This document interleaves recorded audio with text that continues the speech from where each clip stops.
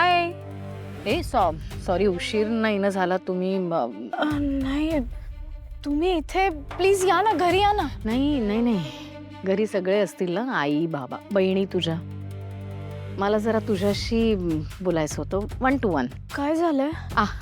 अगं असं काय कर, एक मैत्रीण म्हणून तुझ्याशी बोलायला आलीये, तुझं कौतुक करायला आलीये. खरंच खूप छान प्रेझेंटेशन दिलंस तू. म्हणजे मी थोडीशी उशिरा आले खरं तर, मी काही फार ऐकू नाही शकले, पण सगळ्यांच्या बोलण्यावरनं एक्सप्रेशन्सवरनं जाणवत होतं तू किती मेहनत घेतली होतीस ते. आणि अहिल्या तर तुझं इतकं भरभरून कौतुक करत होती.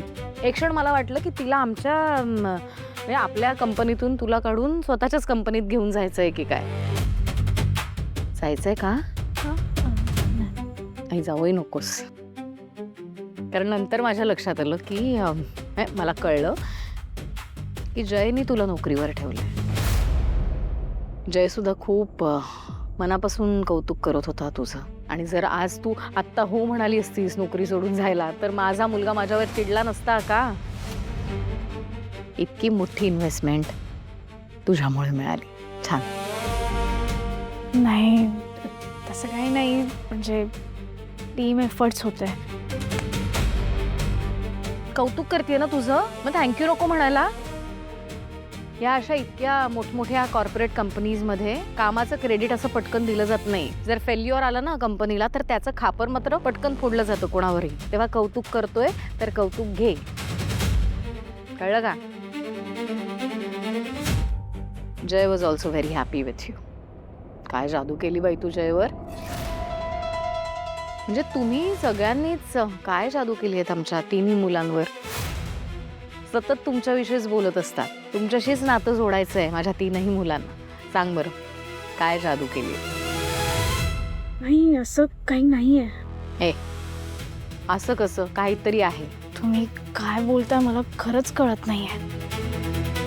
बापरे, काहीच बोलत नाहीये मी, फक्त मनापासून तुझं कौतुक करायला आली. की आम्ही असं काहीच केलं नाहीये. ते आशुताई आणि गौतमचं एकमेकांवर खरंच खूप प्रेम आहे. आणि गौतमनेच इनिशिएट केलं होतं. हो, ताई तर नाहीच बोलत होती.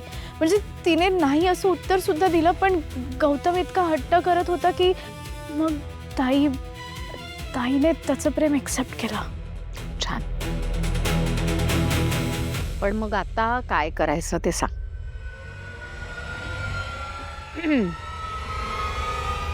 काकी मला वाटतं की तुम्ही त्यांच्या लग्नाला परमिशन द्यावी.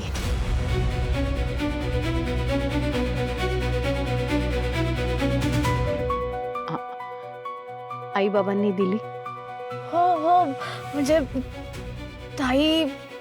ताईचा ज्यात आनंद आहे आणि सुख आहे ना, तेच त्यांना करायचंय. बरोबरच आहे ग. मुलांच्या आनंदातच पालकांचा आमचा आनंद असतो. तुम्ही पण द्या ना त्यांना परमिशन. त्यांचं लग्न होईल, ते दोघं खूप सुखात राहतील. आता मला ना कळतच नाही सिच्युएशन हल्ली काय डिरेक्शनला चालली. कधी कधी असं वाटतं की सिच्युएशन कंट्रोलमध्ये, कधी कधी असं वाटतं की प्रॉब्लेम संपतच नाही. म्हणून ना आईच्या परमिशनशिवाय आसावरीशी लग्न नाही करायचं आहे. हे लग्न करायला आई परमिशन देईल असं पण नाही वाटत मला. दादा मी काय बोललो ते ऐकलंस ना तू? ऐकलं आणि जाणवलं सुद्धा. हां आपण आईकडे लक्ष देत नाहीये गौतम.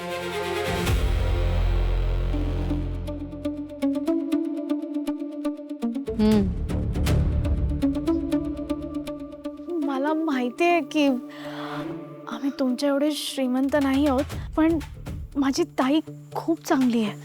ती खूप चांगली सून बनेल. हो ऑफकोर्स बनेल. खूप चांगली आहे ती. पण काय ना शर्वरी, एक छोटासा प्रॉब्लेम झालाय. काय ना, तुझ्या आई वडिलांनी मम्मी पप्पांनी माझा खूप अपमान केलाय. वाटेल ते बोललेत मला, वाटेल त्या पद्धतीने. स्पेशली तुझी मम्मी है ना. हां ती ती त्या दिवशी थोडं जास्त बोलली, पण माझी मम्मी तशी नाहीये का? ए मी कुठे म्हटलं तुझी मम्मी तशी आहे म्हणून? नाहीच आहे ती. पण शेवटी काय ग, रागाच्या भरात निघालेले शब्द असे बाणासारखे जातात आणि लागतात ना. लागले मला ते असे परत घेता येत नाहीत. मला खूप वाईट वाटलं. मला खूप त्रास, कारण मी ना आहे अशी मनाला लावून बिवून घेणारी, हळवी. त्यामुळे ना मला तो झालेला अपमान नाही, कितीही करायचा प्रयत्न केला ना तरी नाही विसरता येत. मी सॉरी म्हणते ना तुम्हाला त्यासाठी. नाही ग बाळा, तसं नाही आहे. तुम्ही सांगा ना कसं आहे. मी खरंच तुम्ही जे बोलाल ते करायला तयार आहे, पण प्लीज तू आधी ऐकून घे ना मी काय बोलतेय ते. काय तुझा प्रॉब्लेम काय माहितीये, तू ऐकूनच घेत नाहीस. सतत सारखं मी मी मी मी प्लीज असं करून नाही चालणार बाळा. मी काय म्हणते ते ऐक शील.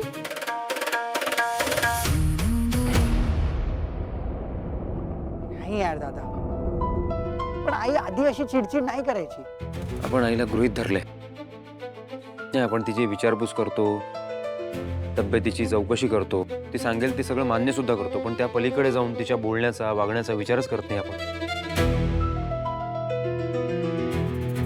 कसं आहे गौतम, बायकांच्या आयुष्यात खूप सारे इंटरनल चेंजेस होत असतात, हॉर्मोनल चेंजेस होत असतात, आणि त्यांचा डायरेक्ट परिणाम त्यांच्या विचारांवर, त्यांच्या वागण्यावर होत असतो. आपल्याला असं वाटतं त्या चिडचिड करतायत, पण खरं कारण शरीरात होणारे बदल हे असतं. तुझी आई काय म्हणाली मला, तुम्ही संस्कार करण्यात कमी पडलात, तुमच्या वागण्या बोलण्यातून संस्कार दिले नाही. बाबा काय म्हणाले, तुम्हाला तुमच्या पैशांचा माज आहे, गर्विष्ठ आहात तुम्ही, आणि बरंच काही. त्यांना बरोबर वाटलंय. आणि मग मी पण ना विचार करायला लागले, तर माझ्या असं लक्षात आलं की हो, प्रॉब्लेम आहे माझ्यात काहीतरी, आणि मला ना स्वतःला मी सुधारायला हवं, मी सुधारेन. पण ना आत्ता सध्या खूप डिफरन्स आहे आपल्यात. मला अचानक तुम्ही असं एकदम मोठे वाटायला लागलात, भारी, आणि मी अशी छोट्या गोष्टी मनाला खुजी एकदम. म्हणजे आपण म्हणतो आई चिडली आहे, दमली आहे, सतत चिडचिड करते, पण रिझन फिजिओलॉजिकल असू शकतं हे माहीतच नसतं आपल्याला, किंवा आपण समजून घेण्याचा प्रयत्नच करत नाही. आपण डायरेक्ट वयाचं लेबल चिटकवतो.